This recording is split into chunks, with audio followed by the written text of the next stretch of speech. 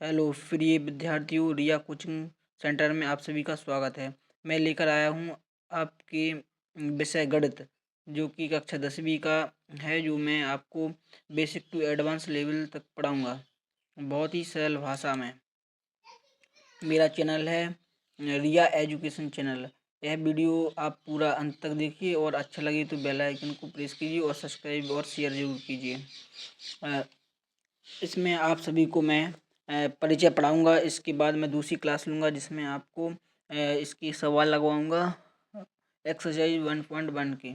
और इसमें सबसे पहले अपन को पढ़ना है भूमिका, यानी परिमेय संख्या और अपरिमेय संख्याओं को पढ़ना है।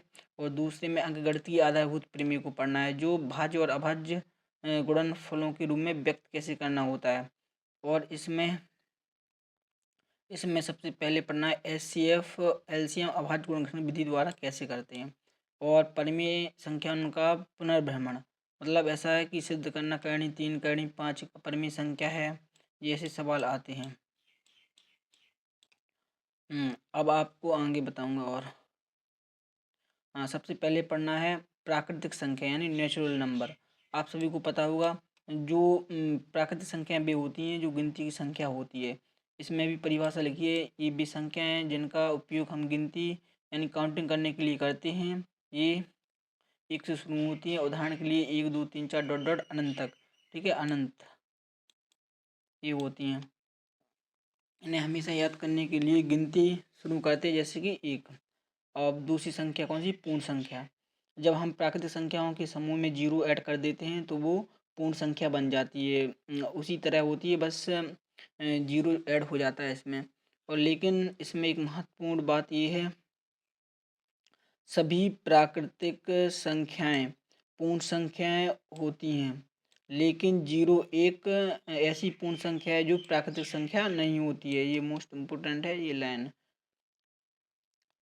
अब आ जाओ सम संख्या। सम संख्या यानी इवन नंबर, वे संख्याएं जो 2 से पूरी तरह विभाजित हो जाती हैं, यानी भाग देने पर शेषफल जीरो बचता है, उन्हें सम संख्या कहते हैं। सम संख्या को सीधा याद करने के लिए जब भी 2 2 4 6 8 10 जब भी संख्या के लास्ट में आता है तो वो सम संख्या होती है। अब आ जाओ विषम संख्या। वे संख्याएं जो 2 से पूरी तरह विभाजित नहीं होती हैं उन्हें विषम संख्या कहते हैं, यानी कि 1 3 5 7 9 यानी डॉट डॉट ऐसी संख्याएं होती हैं, ये सब विषम संख्याएं कहलाती हैं। पूर्णांक संख्याएं, पूर्णांक वे संख्याएं होती हैं जिनमें शून्य, सभी धनात्मक संख्याएं और ऋणात्मक संख्याएं यानी नेगेटिव संख्याएं शामिल होती हैं। इसमें दशमलव एक कॉन्सेप्ट है, इसमें दशमलव या भिन्न फ्रैक्शन नहीं होते हैं। परिभाषा में पूर्ण संख्याएं और ऋणात्मक प्राकृतिक संख्याओं के समूह को पूर्णांक संख्या कहते हैं। इसमें ये ना भिन्न में होता है ना बटे में होता है, यह एक माइनस और प्लस में होता है और जीरो में होती है ये संख्या। अब आ जाओ अभाज्य संख्या। अभाज्य संख्या वे संख्याएं होती हैं जो केवल खुद से और 5 से विभाजित होती हैं। परिभाषा, वैसी प्राकृतिक संख्याएं जिनके केवल 2 गुणनखंड यानी फैक्टर होते हैं, यानी ये स्वयं से कटती है और खुद से भी कटती है। दो सबसे छोटी एकमात्र दो सम संख्या है, लेकिन इसे अभाज्य संख्या कहा गया। अभाज्य संख्या मतलब वो होती हैं जो खुद से एक से कटती हैं और स्वयं से कटती हैं, यानी कि 2 3 5 7 ये सब कटती हैं।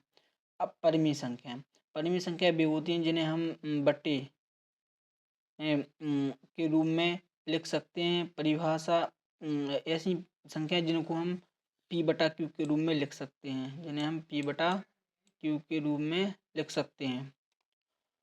और इसमें क्यू बराबर जीरो नहीं होता है, क्यू बराबर जीरो नहीं होता है। ये सब परिमेय संख्या होती हैं। अपरिमेय संख्या है जिन्हें हम पी बटा क्यू के रूप में नहीं लिख सकते हैं, जस्ट उल्टी होती हैं ये परिमेय संख्याएं, जिन्हें हम पी बटा क्यू के रूप में नहीं लिख सकते हैं, ये अपरिमेय संख्या। उदाहरण के लिए पाई एक अपरिमेय संख्या है, इसका दशमलव प्रसार कभी खत्म नहीं होता है और ना ही दोहराता है। ये खास बात है अपरिमेय संख्याओं में। अब इसके बाद लास्ट संख्या कौन सी है, नहीं अंकगणित की आधारभूत प्रमेय। प्रमेय प्रमेय का कथन मतलब इसमें एक कथन है, प्रत्येक भाज्य संख्या को अभाज्य संख्याओं के गुणनफल के रूप में व्यक्त किया जाता है और यह गुणनखंड अभाज्य गुणनखंडों के आने वाले क्रम को बिना अद्वितीय होता है। यानी कि ये अंकगणित की आधारभूत प्रमेय है। मोस्ट इम्पोर्टेंट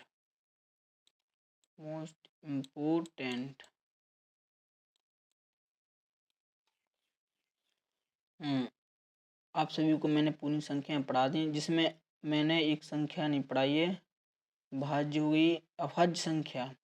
हाँ, अभाज्य संख्या, भाज्य संख्या पढ़ लो। भाज्य संख्या, भाज्य संख्या, भाज्य संख्या वो होती है जिसमें 2 का भाग चला जाए और अन्य संख्या का भी भाग चला जाए, वो भाज्य संख्या कहलाती है। यानी 2 का भाग, इसमें दो दो दो का भाग और अन्य संख्या का भी भाग चला जाए, वो भाज्य संख्या कहलाती है। भाज्य संख्या 4 से स्टार्ट होती है, यानी 4 से 4, 4, 6, 9, 10 ऐसी संख्याएं होती हैं जो भाज्य संख्या कहलाती हैं। ये आप सभी को मेरा वीडियो अच्छा लगा होगा, लाइक करें और